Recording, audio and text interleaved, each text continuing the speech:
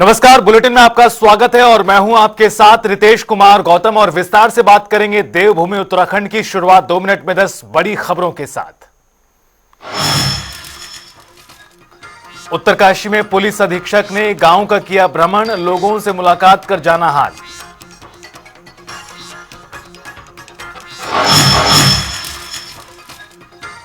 उत्तरकाशी में स्वास्थ्य विभाग की तरफ से गोष्ठी का आयोजन, मानसिक रोग को लेकर किया गया जागरूक।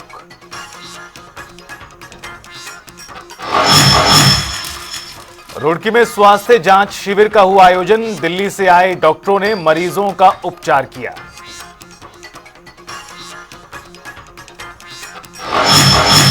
खटीमा में पुलिस को मिली कामयाबी, आर्मी कैंप से भागे बंगाल इंजीनियरिंग सेना के जवान को गिरफ्तार किया।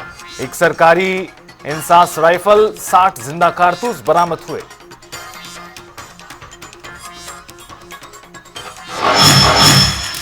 देहरादून में पुलिस को मिली कामयाबी, 2 लेपर्ड की खाल के साथ तस्कर गिरफ्तार।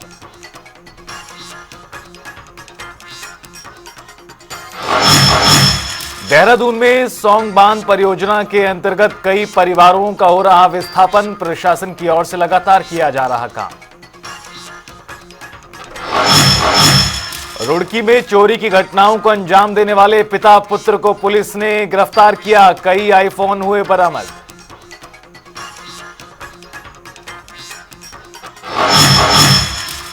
हल्द्वानी के लाल डांट में गरजी प्रशासन की जेसीबी, सड़क चौड़ीकरण अभियान के तहत चलाया गया अतिक्रमण हटाओ अभियान।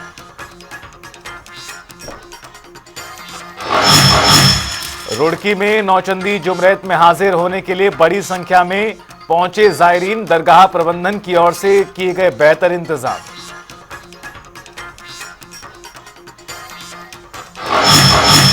रुड़की में बाइक सवार युवक पर ताबड़तोड़ फायरिंग, इलाज के लिए अस्पताल में कराया गया भर्ती।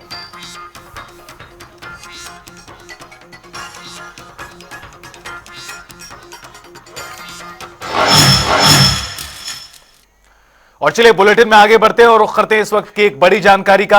आपको बता दें, देवभूमि उत्तराखंड से जुड़ी बड़ी अपडेट, बड़ी खबर। प्रवर समिति का कार्यकाल बढ़ाया गया है। विधानसभा के अध्यक्ष ने प्रवर समिति का कार्यकाल 1 माह के लिए बढ़ा दिया है। सभापति ने इसकी सिफारिश की थी, जिसे विधानसभा अध्यक्ष ने आगे बढ़ाया। निगम संशोधन विधेयक को लेकर बनी थी समिति, और अब समिति का जो कार्यकाल है उसे 1 महीने के लिए और आगे बढ़ाया गया है। बड़ी जानकारी आपको बता दें कि निगम संशोधन विधेयक को लेकर प्रवर समिति गठित की गई थी, और उस समिति का जो कार्यकाल है उसे दरअसल 1 माह के लिए और बढ़ा दिया है। विधानसभा के अध्यक्ष ने इस बाबत आदेश जारी कर दिए हैं। सभापति ने इसकी सिफारिश की थी और उसके आधार पर विधानसभा के अध्यक्ष ने यह फैसला किया।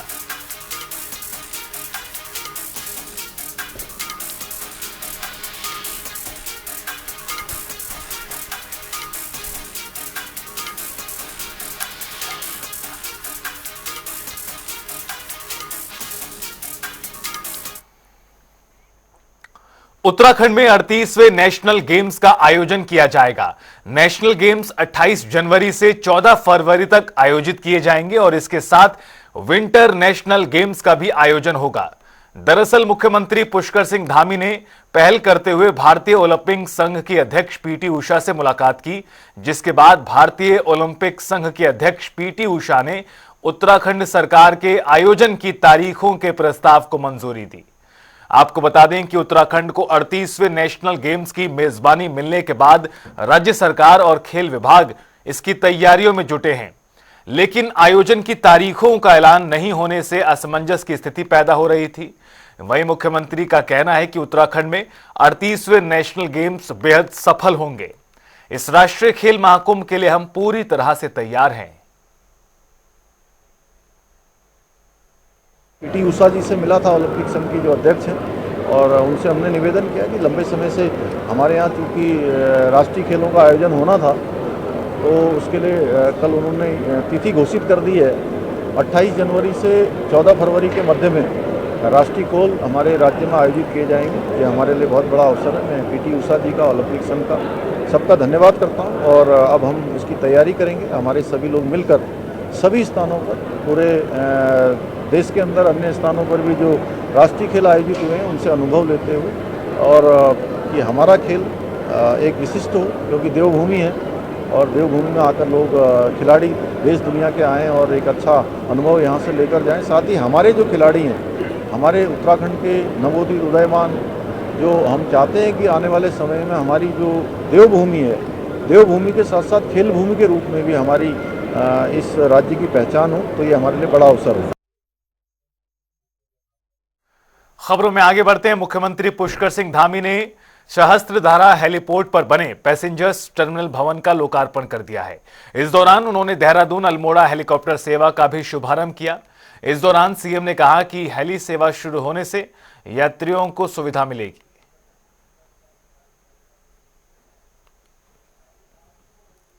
ये बहुत बड़ा काम है और निश्चित रूप से अल्मोड़ा से देहरादून की ये सेवा, हेली सेवा प्रारंभ होने से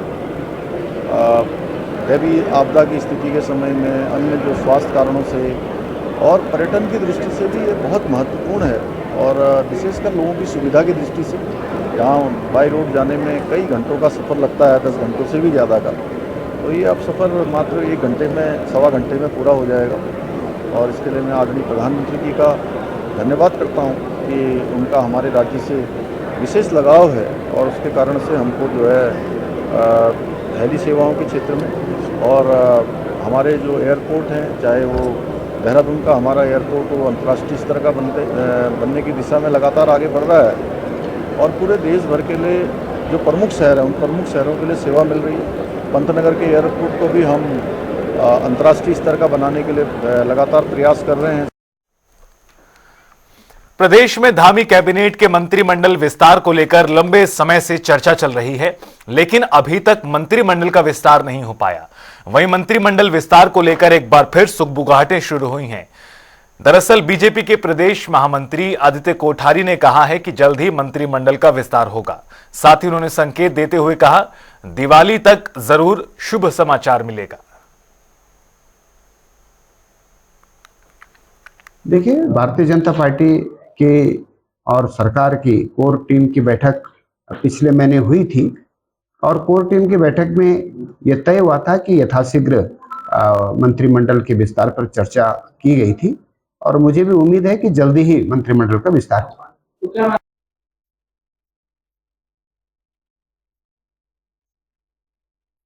प्रदेश के पॉलिटेक्निक संस्थानों में कुछ विषय बंद किए जाएंगे। दरअसल तकनीकी शिक्षा मंत्री सुबोध उनियाल ने ऐसे विषय या पाठ्यक्रम जिनमें छात्रों की संख्या कम है, उन विषयों को बंद करने के निर्देश दिए हैं। इस पर जानकारी देते हुए मंत्री सुबोध उनियाल ने कहा कि ग्रामीण क्षेत्रों में जागरूकता की कमी की वजह से वहां के लोग आर्टिफिशियल इंटेलिजेंस और गेमिंग एंड एनिमेशन का महत्व नहीं समझ पा रहे, तो ऐसे विषयों को बंद कर दिया जाना चाहिए। और हम लोगों ने जो आज की तारीख में, अगर आप इमर्जिंग जो स्ट्रीम्स हैं, मसलन artificial intelligence, robotic engineering, gaming and animation, data science, इसे तकरीबन 10 स्ट्रीम्स हम लोगों ने नहीं शुरू किए। और अर्बन एरियाज के अलावा अगर आप रूरल एरिया में जाएंगे तो रूरल एरियाज में अभी अवेयरनेस की कमी है। लोग गेमिंग और एनिमेशन के महत्व को नहीं समझ रहे हैं, आर्टिफिशियल इंटेलिजेंस के महत्व को नहीं समझ रहे हैं। तो ऐसे तमाम ट्रेड्स थे जिनमें मुश्किल 2 या 3 बच्चों ने एडमिशन लिया। तो हमने इसलिए ये तय किया कि इसको, एक तो जैसे गेमिंग एनिमेशन है, तो गेमिंग एनिमेशन के महत्व को नहीं समझते लोग, तो अब हम उसमें एक चेंज करते हुए हम उसको computer science with specialisation in gaming and animation, ताकि इन ट्रेड्स की जो वर्तमान भविष्य में आवश्यकता है तो बच्चे इस पर इंटरेस्ट ले सके, एडमिशन ले सके। तो ऐसे ट्रेड्स को फिलहाल हमने बंद करने का निर्णय लिया। और तिरुपति बालाजी मंदिर में प्रसादब मामले में अब बद्रीनाथ केदारनाथ मंदिर समिति ने भोग और प्रसाद की गुणवत्ता पर सख्त नजर रखने का फैसला किया है। बीकेटीसी के अधीनस्थ सभी मंदिरों में भोग प्रसाद व्यवस्था की शुद्धता और गरिमा बनाए रखने के लिए समय समय पर जांच होगी। भोग प्रसाद की खाद्य सामग्री को दान और क्रय करने के लिए एसओपी भी तैयार किया जाएगा। बता दें कि विश्व प्रसिद्ध तिरुपति बालाजी मंदिर के प्रसाद में मिलावट के बाद श्री बद्रीनाथ केदारनाथ मंदिर समिति ने स्वच्छता को लेकर अपनी तैयारियां शुरू कर दी हैं। देखिए, पिछले दिनों तिरुपति बालाजी को लेकर के एक दुर्भाग्यपूर्ण घटना सामने आई थी। उसके पश्चात बद्रीनाथ केदारनाथ मंदिर समिति ने भी जो हमारे यहाँ प्रसाद भोग इत्यादि होता है उसको लेकर के कुछ एहतियात बरती है। और स्वयं मैंने जो फूड सेफ्टी कंट्रोल डिपार्टमेंट के जो अफसर हैं उनके साथ में बैठक की थी। उसमें जो हमारे यहाँ पर प्रसाद और भोग इत्यादि की जो व्यवस्था होती है उसको लेकर के विस्तृत चर्चा उनके साथ में की थी। और जो उनके मानक होते हैं उन मानकों का पूरी तरीके से पालन किस प्रकार से सुनिश्चित हो इसके लिए भी हमने चर्चा की थी। उस अनुरूप हमने एक SOP भी तैयार की है और उस SOP के अनुरूप और उसका निरंतर मॉनिटरिंग होते रहे इसके लिए हमने निर्देश जारी कर दिए हैं।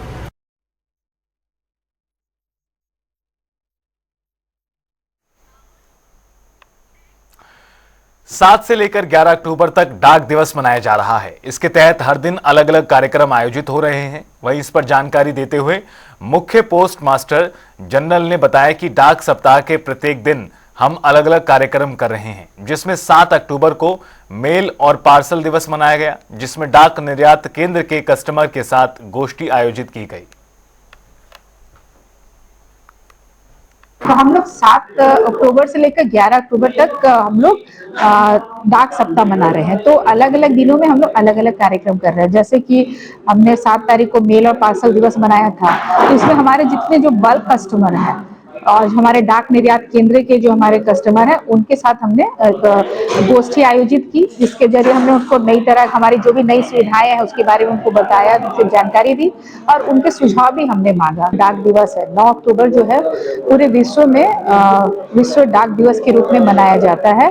आज ही के दिन 1874 ईस्वी में यूनिवर्सल पोस्टल यूनियन जो यूनाइटेड नेशंस की एक ऑर्गेनाइजेशन है उसका गठन किया गया था बर्न, स्विट्जरलैंड में।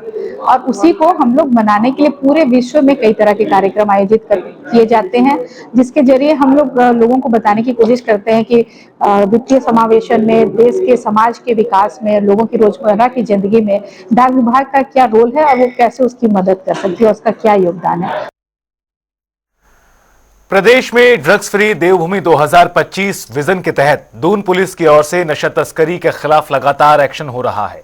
इस कड़ी में पुलिस के हाथ एक बड़ी कामयाबी लगी। दरअसल पुलिस को सूचना प्राप्त हुई कि कोबरा गैंग का मुख्य पेडलर दिल्ली से कोकीन की सप्लाई करने देहरादून आया है, जिस पर पुलिस टीम की ओर से चेकिंग के दौरान विदेशी नागरिक को गिरफ्तार किया गया, जिसके पास से 68 ग्राम अवैध कोकीन बरामद हुई। और इसमें इसी तरह का एक गैंग जो ट्रेस हुआ था वो कोबरा गैंग के नाम से था, जिसमें अभी तक 7 लोग की गिरफ्तारी हो चुकी है। इसमें 3 जो हमारे फॉरेन नेशनल पहले युगांडा, कीनिया और तंजानिया के गिरफ्तार हुए थे, जिनसे भी हमें कोकीन वगैरह मिली थी। चूँकि लगातार ये इनपुट आ रहे थे और पिछली पूछताछ में भी आया था कि एक नेटवर्क है जो दिल्ली से ऑपरेट करके देहरादून ही नहीं अन्य जगहों पर भी इनकी सप्लाई रहती है और वो बीच बीच में आकर यहाँ पर डिलीवरी को देते हैं। तो इस बार जो सूचना मिली थी इसमें एक तंजानिया के एक व्यक्ति का नाम आया था कि वो डिलीवरी देने आने वाला है यहाँ पर और कहीं भी शहर में। तो इस सूचना पर लगातार हमारी जो गोपनीय टीम थी वो काम कर रही थी और कल चेकिंग के दौरान जो है इसको पकड़ा गया था और इससे 68 ग्राम जो है कोकीन मिली, जो 100% जो प्योरिटी में पाई गई, जिसका हमने टेस्ट भी अपना जो हमारी डिटेक्शन किट होती है उससे भी हमने चेक कर लिया, 100% इसकी प्योरिटी पाई गई।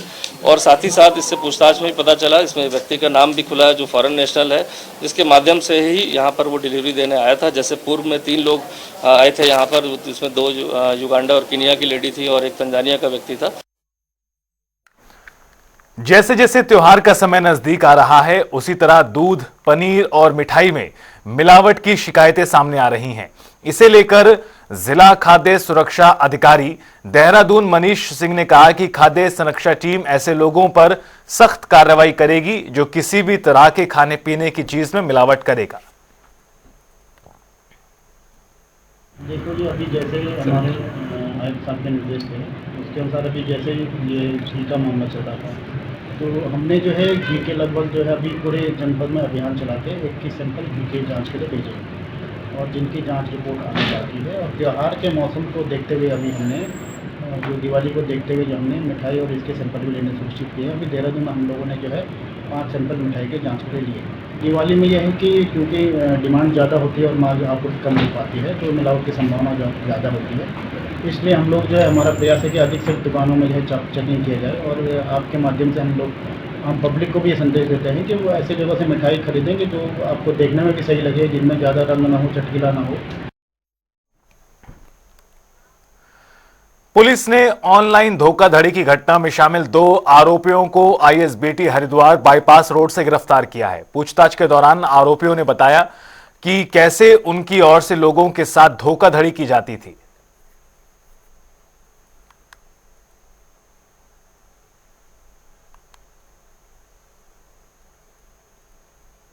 का मामला राजपुर में पंजीकृत हुआ था, जिसमें एक एडवोकेट है श्री योगेश कुमार जी, इनके साथ एक लिंक भेजकर और लॉटरी जीतने का लिंक भेजा गया था, और उस पर क्लिक करने के बाद इनको बताया था 50 लाख रुपए का ये लॉटरी जीत गए हैं, और उसमें विभिन्न कुछ चार्जेस बताए गए थे। और इसके बाद जब वो फेक लिंक को क्लिक किया गया था तो इनके सारे अकाउंट्स वगैरह को एक तरह से कॉपी कर लिया गया था, जिसके बाद उनके अकाउंट से 20 लाख तत्काल ही निकल गए थे उसमें।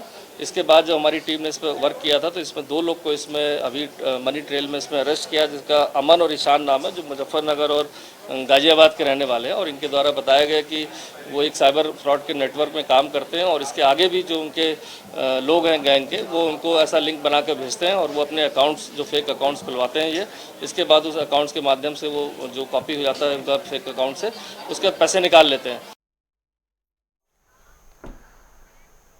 उत्तराखंड में तेजी से हो रहा पलायन एक बड़ी समस्या बनकर सामने आ रहा है। हर साल देवभूमि से हजारों की संख्या में लोग रोजगार की तलाश में दूसरे राज्यों की ओर जा रहे हैं, जिसके बाद पहाड़ों में उनकी कृषि भूमि पर कोई खेती नहीं हो रही, जिससे कृषि भूमि लगातार बंजर हो रही है। यही कारण है कि देवभूमि उत्तराखंड में लगातार कृषि भूमि तेजी से घट रही है। देखिए इस रिपोर्ट में।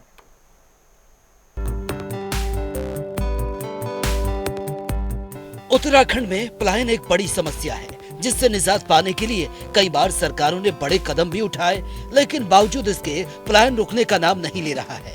अब तक कोई सफलता मिलती नजर नहीं आ रही है। प्रदेश में तेजी से हो रहे पलायन की वजह से हर साल पर्वतीय क्षेत्रों में हेक्टेयर कृषि भूमि को नुकसान पहुंच रहा है। पिछले 12 सालों में उत्तराखंड से 17 लाख से ज्यादा लोग पहाड़ी क्षेत्रों से मैदानी क्षेत्रों में पलायन कर चुके हैं, जिसकी वजह से प्रदेश में 2 लाख हेक्टेयर से ज्यादा कृषि भूमि बंजर हो चुकी है, जिसे दोबारा से उपजाऊ बनाने के लिए जगदीश शिला तीर्थाटन समिति ने इसका जिम्मा लिया है। दरअसल ये समिति प्रदेश की उन भूमि पर जाकर खेती करने का काम करेगी जहां से कृषि भूमि के मालिकों ने पलायन कर दिया है और उनकी कृषि भूमि बंजर पड़ी है। एक तरफ जहां लगातार पलायन की वजह से कृषि भूमि बंजर होती जा रही है, वहीं दूसरी ओर इस पर सियासत भी जारी है। दरअसल पूर्व कृषि मंत्री प्रसाद नैथानी ने बीजेपी सरकार और मौजूदा कृषि मंत्री गणेश जोशी पर आरोप लगा दिए। उन्होंने कहा कि कृषि मंत्री रहते हुए प्रदेश में एक सर्वे कराया गया था, जिसके अनुसार प्रदेश में 9 लाख हेक्टेयर कृषि भूमि थी, लेकिन तेजी से हो रहे पलायन की वजह से 2,45,000 हेक्टेयर भूमि बंजर हो चुकी है। लेकिन बावजूद इसके सरकार की तरफ से कोई ठोस कदम नहीं उठाया गया। 9 लाख हेक्टेयर जमीन हमारी उपज की है, जिसमें से 2,65,000 हेक्टेयर जमीन जो है वो खत्म हो चुकी है, बिक चुकी है। तो आज हमारे पास कुल 7 लाख हेक्टेयर जमीन बची है कृषि उपज की। तो उस रूप में सरकार बताए कि ये 2,65,000 हेक्टेयर जमीन क्यों बिकी, क्या कारण थे। तो इसकी वजह से जो सरकार का कहना है कि हम आगे बढ़ रहे हैं, हम आगे नहीं बढ़ रहे हैं, बल्कि हम पीछे की तरफ जा रहे हैं। मैं कहना चाहता हूं कि सरकार जो बंजर खेत हैं, पहले आइडेंटिफिकेशन ऑफ फील्ड उनका आइडेंटिफाई करे। मैं कृषि मंत्री था, मैंने अपने ज़माने में पूरे प्रदेश में एक भूमि का पूरा एक जिसको कहते हैं सर्वे कराया।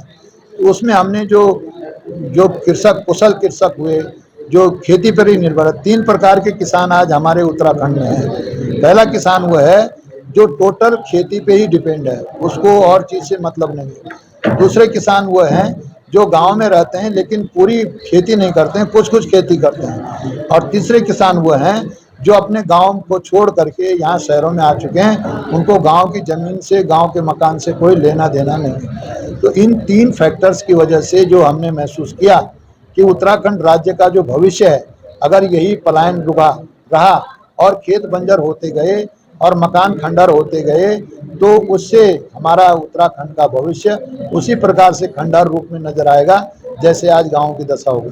तो वो वीरान न हो, गांव के मकान खंडर न हो, और जो हमारी बेरोजगारी है उस बेरोजगारी पे लगाम लगे, हमारे लोगों को, बच्चों को वहाँ पर कुछ उद्यम मिले, जड़ी बूटी का काम हो, वहाँ पे और चीजें हों, तो उसको उत्पाद को बढ़ावा देने के लिए इस अभियान की हमने शुरुआत की। हालांकि इस पर कृषि मंत्री गणेश जोशी ने माना है कि प्रदेश में 2 लाख हेक्टेयर से ज्यादा कृषि भूमि बंजर हो चुकी है, लेकिन वो इस बंजर भूमि के लिए बहुत तेजी से हो रहे विकास और भू माफिया को जिम्मेदार ठहराते हैं। उन्होंने कहा कि कृषि भूमि को बचाना उनकी प्राथमिकताओं में से एक है। मैंने कहा ना कि देखिए, हम सब प्रदेश के भू कानून का अध्ययन कर रहे हैं, जरूरत पड़ेगी कि हम फिर जैसा कानून लाएंगे तो हम उसको भी लाएंगे, लेकिन कृषि की भूमि को बचाना हमारी प्रायोरिटी है, क्योंकि आज 24 साल के अंदर 2 लाख हेक्टेयर कृषि की भूमि या विकास के नाम पर या नाम पर चली गई है, और आगे इसको हमें रोकना होगा ताकि हॉर्टिकल्चर के क्षेत्र में, कृषि के क्षेत्र में हम अपना उत्पाद ला सकें। किसी भी देश या राज्य की जीडीपी में कृषि का महत्वपूर्ण योगदान होता है। वहीं राज्य की जीडीपी को मजबूत करने के लिए कृषि क्षेत्र में सरकार को बेहतर फैसले भी लेने होते हैं। हालांकि उत्तराखंड में सरकार प्रदेश की जीडीपी बढ़ाने के दावे तो करती है, लेकिन प्रदेश की कृषि भूमि बड़े पैमाने पर बंजर होती जा रही है, जिसको किसी भी तरह से नकारा नहीं जा सकता। अब देखना यह होगा कि सरकार की ओर से बंजर होती जमीन को रोकने के लिए आखिर कब तक कड़े कदम उठाए जाएंगे। देहरादून से जनता टीवी के लिए नवीन शुक्ला की रिपोर्ट।